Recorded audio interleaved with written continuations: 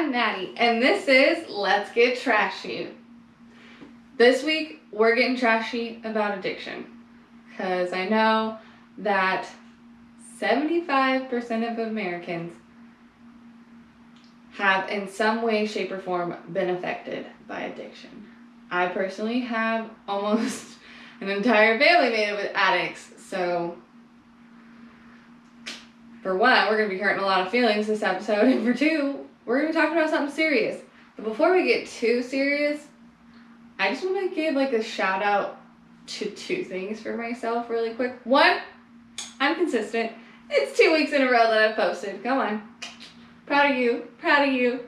And for two, okay, you see these hairs right here? These were baby hairs. I am 2 years postpartum. That means my last baby is 2 years old, and all of my baby hairs are finally growing out. Because when you're pregnant and you have a baby, and then, you are postpartum a few months in, I think it's 4 to 6 months, all your hair starts to fall out, and then, you get some new hairs, and that's what I refer to as my baby hairs, because they're the ones that, stand straight up, and you can't get to lay down, and they just, wisp in the wind all the time. But mine finally look like little bangs. So, shout out to my baby hairs for growing out. You ready, Bonesy? This one's deep. Okay. We're going to talk about addiction. Because I was raised in a family of addicts. I was also raised pretty heavily by an addict. And I myself had addictions growing up. Before I start, I do want to preface, all addiction is different. Addiction is such a linear thing. There's no way, addiction is such a spectrum, and for so many people addiction can look so different. And I also want to clarify, because my own story pertains to this, addiction doesn't have to be the hardest drug you've ever heard of. Addiction can be weed, alcohol, it can be pornography, it can be food. Anything can be addicting if your brain is if you don't have it, you're gonna die. And I know you're well, yeah, your brain's gonna tell you if you don't have it, you're gonna die for food, which is correct, but I think there's an emotional component to that feeling in your brain. So if your brain's you don't have this, you're gonna die, or we're gonna feel the pain that we don't want to feel, then you're most likely an addict, or you have some sort of addiction to some type of substance or thing. I say that I was raised by an addict because I was. My dad was an addict. He probably still is. I have no contact. I would hope, because I no longer have hate for him, I would hope that he's clean and he's sober and he's living a great life and he's pulled himself together. But I know that a lot of times in addiction, that's not true. His drug of choice was weed and coke. He also had a pornography addiction, which is really fun when you're a child. And I don't know if a lot of you guys, if you're listening to this, you've got to be a little bit older, probably a 90s kid, maybe early 2000s, but your parents would have a computer room. Well, our computer room didn't have a door. So yeah, it was pretty disgusting. Things that your child shouldn't get to see, shouldn't have to see, don't need to see because of his addiction. That caused a lot of problems later in life because I felt like that's the only way to get attention. I will get into that. But his addiction was weed and coke. I know a lot of people would say that weed's not an addictive substance. I wholeheartedly disagree, for the fact that that was my drug of choice. I've tried lots of them, but that was my go-to. That's the one that made you feel happy, and I didn't feel any sadness. I didn't have to deal with any trauma. I could just, like I said, be happy. I didn't have to think about anything else other than joy and laughter and the good times and why things were funny, and it took away the depression and the anxiety, only to bring it back years later in a more significant form, which just goes to show that if you try to avoid your problems, it won't work out. He didn't work. Back to my dad and his addiction, because that is how this story is going to unfold into my addictions, is he didn't work. if he did work, it wasn't for very long. He'd figure a way to like receive workers' comp or, you know, not have to work. He had a parent that would often lend him money, which I'm sure when he was lending him money, he thought it was like to help with the bills or for food, when in reality it was for his addictions. I also disagree that weed is an addictive substance, because I know that you can fiend for it, and fiend just means crave it so bad. And I feel like people so often overlook this, but like when you fiend for it and you're like, my dealer's out, my backup guy's out, what the fuck, I'm never gonna survive. Or like your dealer's like, I'm gonna drop it off to you, and he takes like 6 hours because, well, they live on their own time, and you know they have other people to like sell to, so obviously dropping it off to you is in a like first priority. When you sit there and you freak out and you like throw this like almost sort of a temper tantrum, that's when you know it's like an addiction and that it's a problem. I know a lot of people would say, oh no, that's just because it's my medication and I need it. I mean, I get it. I get why you would say that, and maybe for you that is true. Like I said, it's a spectrum, but in my case, that's not the truth. The truth is, yes, you need it, but not because it's this medication that's like helping you. It's a self-medication that's keeping you away from solving your problems. That being said, I don't want to take away from the fact that CBD and THC itself in the purest form have helped so many like diseases and things like that. I'm simply saying that if you're not using it for a disease and you're using it as a self-medication for other reasons, yes, it can be addictive. It can be a drug. That's my personal experience. Everybody's story is different. That's why I say addiction is a spectrum. But my dad was the way where he would freak out if he didn't have it. He would buy large quantities of ditchweed, which is just like shitty weed. And, you know, that's how he would be okay. He would do coke. I don't know how often he would do it, just for the simple fact, like, yes, we lived together, but he would hang out in his room and I would hang out in my room, and we would see each other for maybe 10 minutes a day. Maybe on a good day when he had all of his drugs and medications the way that he needed them, I would see him more, but no. He was gone most days, like either in his room or just like physically gone from the house. I did find out later that he actually did have like a drinking problem, but his family was like, you can't have this much of a drinking problem, you need to move on. So he would quit drinking and turn to this instead, and somehow that was better, but it wasn't in the end, obviously.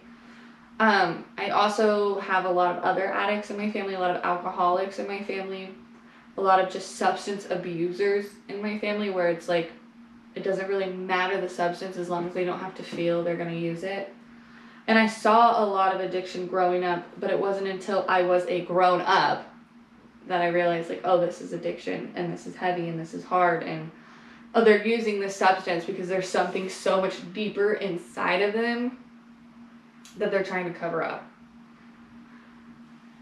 I get that 100%, because my own addictions were the fact I didn't want to be in this reality that I was being raised in, so I would try to escape. I was introduced to my substance of choice, weed, when I was 15. The first time I ever smoked, I didn't get high. It's pretty common for people that smoke weed. The second time, however, I did. And I loved it. And I didn't have to feel any pain. Fuck, I didn't feel anything. Like, literally, I only felt fucking joy. And it was amazing. And I just thought, why would I want to feel anything other than this? At the time, I don't think I thought like that. I think it was more of like oh, this shit's good. I like this. I'm going to keep searching for this. And my brain immediately went, oh yeah, fuck yeah, we like this. We're going to use this forever.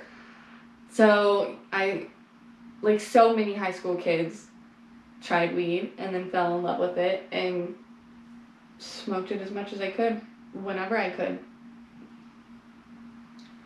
And this addiction led me down like a very scary path of like bad choices, bad decisions, things that weren't great. But it also led me down a path of willing to try anything. And I mean that in the sense of like drug use. I would try, if you were like, oh, this is what this did, I would try it. And odds are I probably have tried it. And I'm sorry, Mom, that means exactly what you think it does. I've tried some heavy things. I really liked those heavy things. I, however, never was able to get my hands on that again. And I thank the universe for that. I thank my spirit guides for that, because I don't think that some of those heavy things I would have come away from. Those addictions I would have been able to quit. I didn't, however, ever try ecstasy. I've tried way harder than ecstasy, but I didn't try ecstasy, and this is going to sound so fucking stupid. I'm aware, but I was a teenager, so fucking get over it. When I was a kid, I saw on the news that teenagers were dying from taking it, because when you take ecstasy, you don't drink water. Like, your body forgets to tell you to drink water, so you become dehydrated much quicker. And so they were dying from this. And I think, like, other causes, like, but that is what I specifically remember from this news story. So I was like, fuck no, I'm never gonna try that. That clearly kills, like, kids. Even though, like, whippets kill kids, you know, meth kills kids, pain pills kill kids, you know, even simply Adderall can kill kids. Like, kill anyone in addiction. I say kids because I was a teenager, I was a kid. So I was never going to try it because it was such a bad, it was the bad one. That one would kill me for sure. So I never tried that one. But I did, however, try anything that made me feel different. And I really liked uppers, and I really liked Adderall. I really liked smoking weed. But weed was just the easiest thing to get my hands on. I couldn't find it from my dealer. I could literally go steal it from my dad.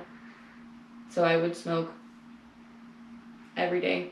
I smoked every day until I was... Well, I said 15. I started when I was 14, because that's how old you are when you're a freshman. I think you turn 14 to 15, sophomores 15 to 16.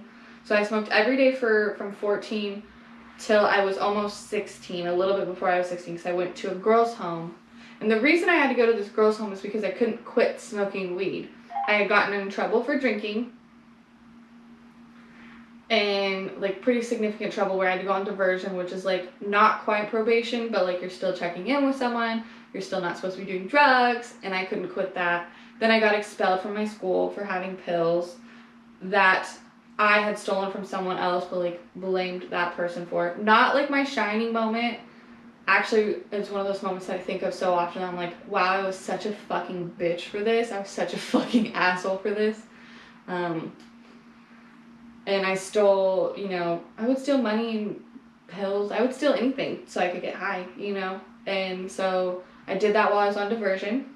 And then I was, obviously, when I was expelled, I was kicked off diversion, because it's like, don't get in any more trouble or you're going to get into more trouble. So when I got into more trouble, I was put on probation. Then my dad got a new job, and we needed to move states. Well, when you're a kid, you can move states on probation. They're just going to transfer it. So they transferred my probation. And when they transferred it, I had never quit smoking weed. I had never been drug tested in Kansas prior while I was on probation, mainly because I just felt like they were probably too backed up to care and to, like, check in.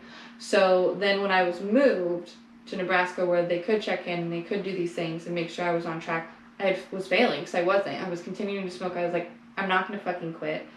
This life is incredibly hard. I was literally living with my dad alone in a state where he also couldn't get his drugs, because then he would have to admit to people that he worked with that he was looking for drugs because he didn't know other people.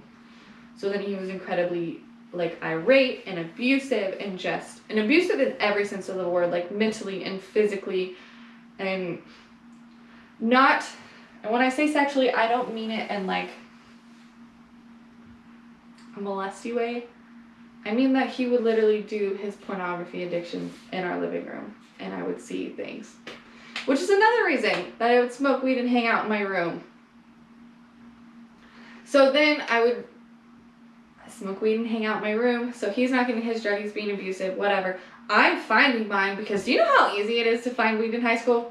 Easy. Easy as fuck. First of all, you gotta know what you're looking for. There's a certain style of children, teenagers, that smoke weed. Boom, find them. Make friends. Buy the weed. Easy.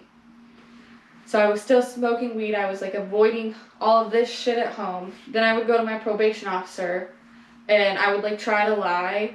And I remember literally like trying to lie, like, oh no, I didn't smoke. And he's like, clearly you fucking did. Like, your drug test says you failed. And I'd be like, true. And my dad would be like, yeah, is that why there was that pop can in the backyard? And I know a lot of kids today, teenagers today, can smoke however they want. So let me explain the pop can. You make it into a pipe. You can like push it down, make a car, push the top. I'm sorry if this is triggering for you. This is my story of addiction. So that's what the pop can was. And I was like, yeah, that's what the pop can was, you know? Like, oh, trying to play it off. Well, he tells me if I fail again, I'm going to end up in juvie. I'm like, okay, really? I'm going to end up in juvie for smoking weed? I'm going to call bullshit. Not bullshit. But no, before I could even fail the drug test again, I was in juvie because I had come home trashed, drunk.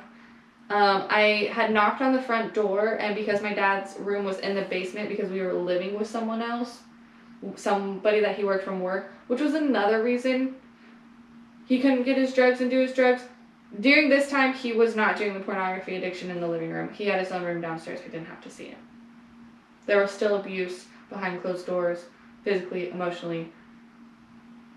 I kind of backed up in the story, so I'm sorry. So then, you know, he doesn't answer the door because his room's downstairs, so I'm like, okay, well, I'm just going to climb in through my window. He finally makes it up the stairs to open the front door, and I'm halfway through the window because obviously a drunk person isn't going to climb through the window fast. And so when I get into the room, I lay down on the bed because I'm like wasted, and I'm like, I'm just going to deal with this tomorrow.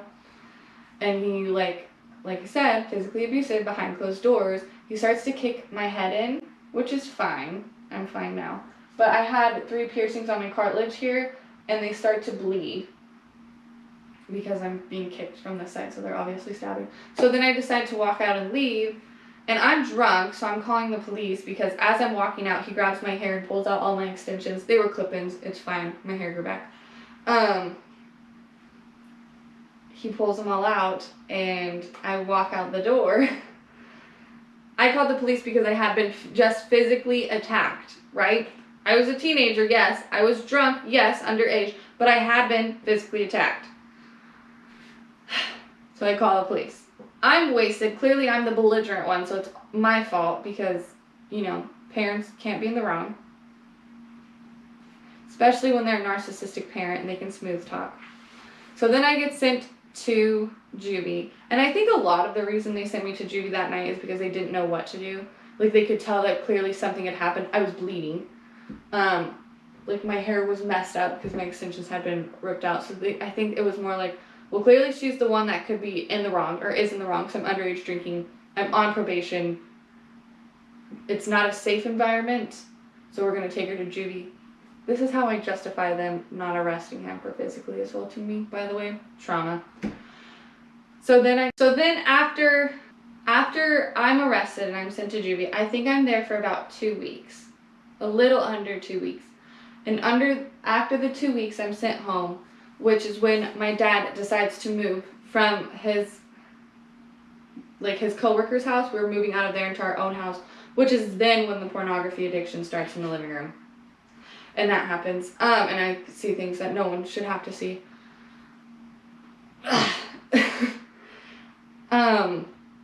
But I continue to smoke weed. Like, I'm still getting in trouble. And I just, you know, no longer, like, give a shit anymore. I'm like, what is the fucking point? Like, they're never gonna believe me. They don't care. I'm gonna be stuck with this until I'm at least 18. And I'm only 15. That's 3 fucking years that I'm gonna be stuck living like this. I don't think I can do this. So I'm just gonna continue to get high. What's the worst? I go back to juvie where I get 3 fucking meals a day. I have I have other kids there that are, like, not, like, bad people. Like, okay, obviously we're on juvie. We're not fucking decent people. But, like, we're not bad people. Plus, I was on a side where it was, like, more of crimes like mine and less, like, violent crimes. So we're not, like, violent offenders. Does that make sense? Anyways, so I just don't quit. Then, eventually, because, you know, boyfriends never get you in any trouble.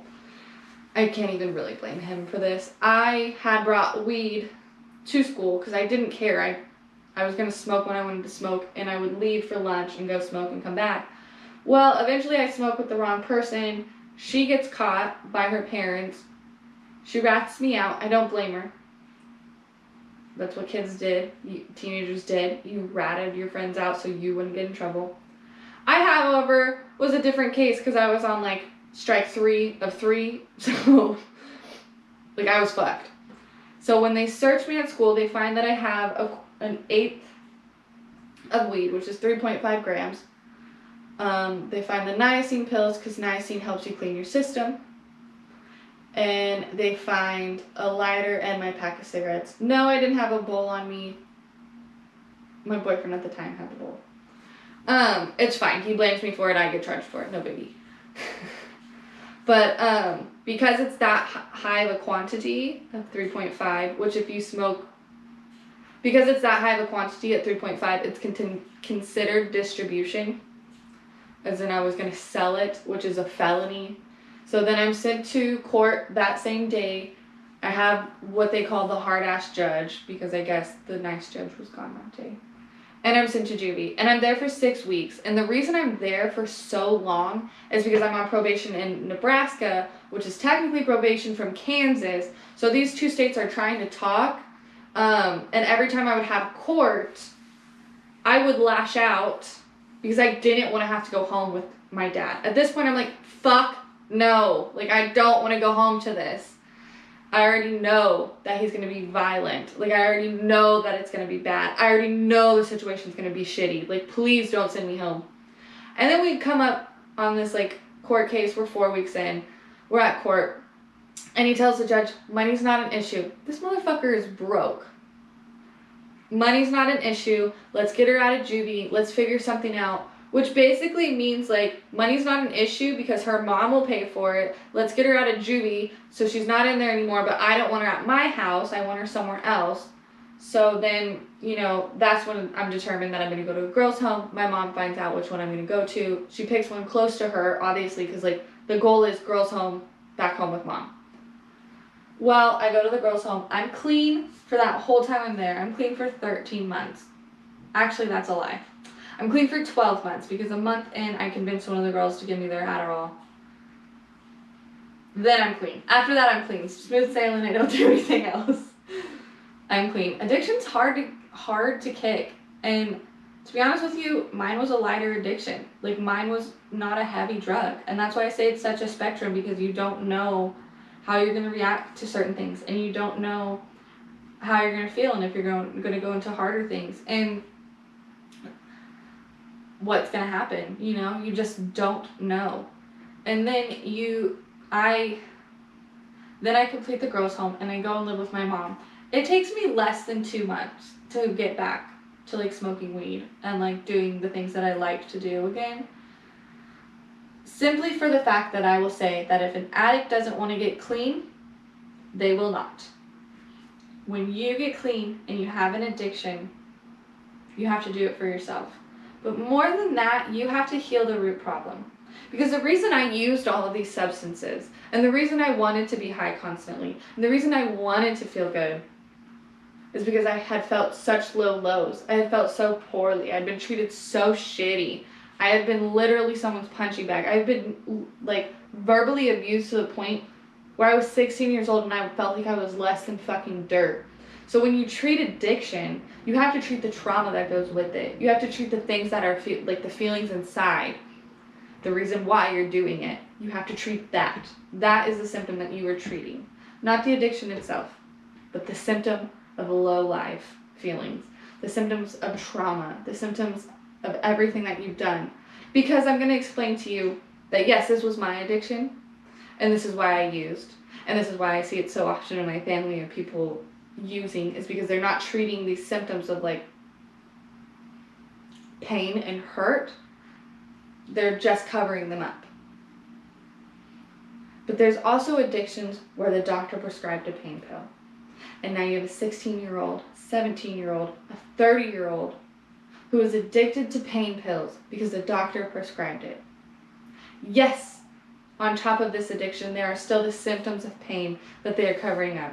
The symptoms of true physical pain that they're covering up, but also the emotional pain. Because once the doctor stops writing you those prescriptions, you're going to do anything you can to find it. You can do anything you have to get it.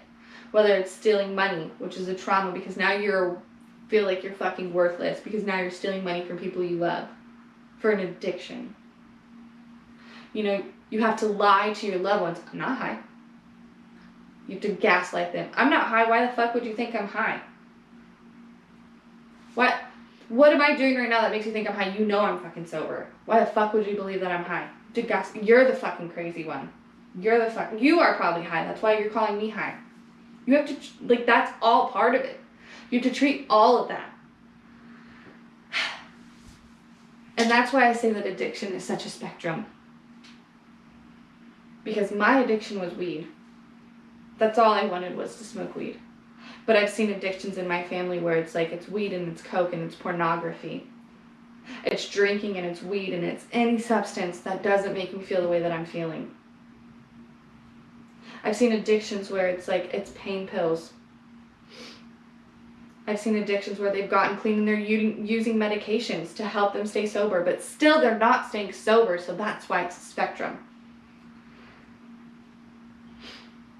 Because when you are getting high, you are treating a pain, whether it's a physical, whether it's an emotional one, whether it's fucking both.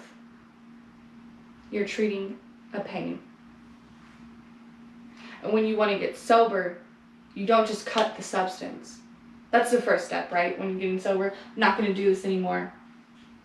I'm clean. But if that's all you do, you're going to get high again the next day, and the next day, and the next day. Because you have to look back. And you have to look farther, and you have to understand the root of the cause.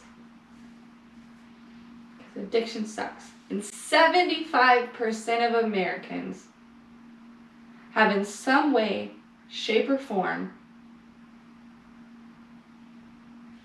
been affected by addiction. That's wild to me. That means that 1 in 4 people, 1 in 4, if you want to use this statistic, have no idea what the effects of addiction are. Aren't an addict themselves. Don't have one in their family. 1 in 4. 1 in 4. That's fucking wild. Because now this one's going to be tricky and I'm sure I'm wrong, but I'm pretty sure there's billions of people on Earth. And if you look at it, 1 in 4, 25% of people are not affected by addiction. The majority are affected by addiction in some way, shape, or form. Because addiction is ugly. And it tears families apart, tears you apart, and it fucking sucks. But one thing I've learned from my addiction is that I will not do that to my children. I watched an addict my whole life destroy his life, destroy my life, destroy those around him. And I won't do that. I refuse to do that to my children. And that, along with finding out my root causes, is why I got sober. Because I can't get sober for my children. It won't work. Can't get sober for someone else. You gotta do it for you. And I did it for me. And the fact that I didn't want to feel like that anymore. I didn't want to have to wake up and smoke. I didn't like that when my dealer was out, I would throw a tantrum like a 5-year-old. I didn't like that. So I decided to change for me. And I went to therapy. And I continue to work on why everything is so ugly. And I started this. So others wouldn't have to be alone.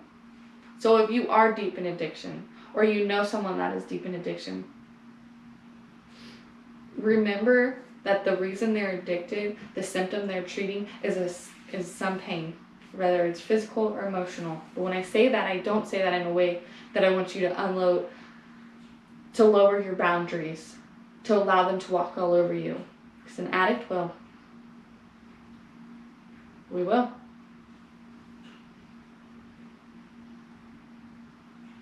We'll do whatever it takes for you to let us get high. Addiction is a fucking bitch. And it will continue to run your life if you do not stop and look at why you're doing it. And you can't stop for someone else. You can't stop for your family. You can't stop for your wife. You can't stop for your kids. You have to stop for you. And you have to figure out why you want to do it. Why you want to be so trashed that you don't remember anything. Why? What ran through your brain? What made you think that?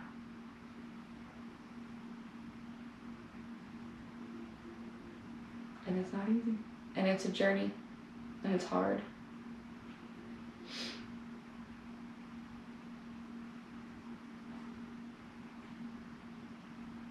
Yeah.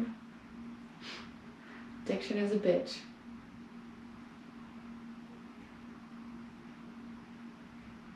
The only way to get out of it is to choose you. Choose life. Find out the root causes.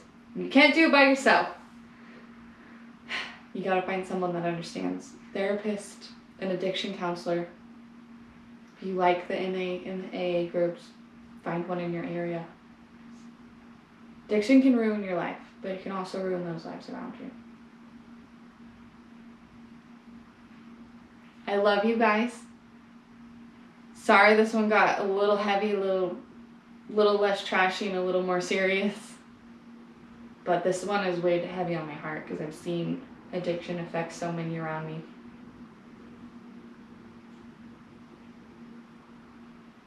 I love you guys. Be safe. Bye.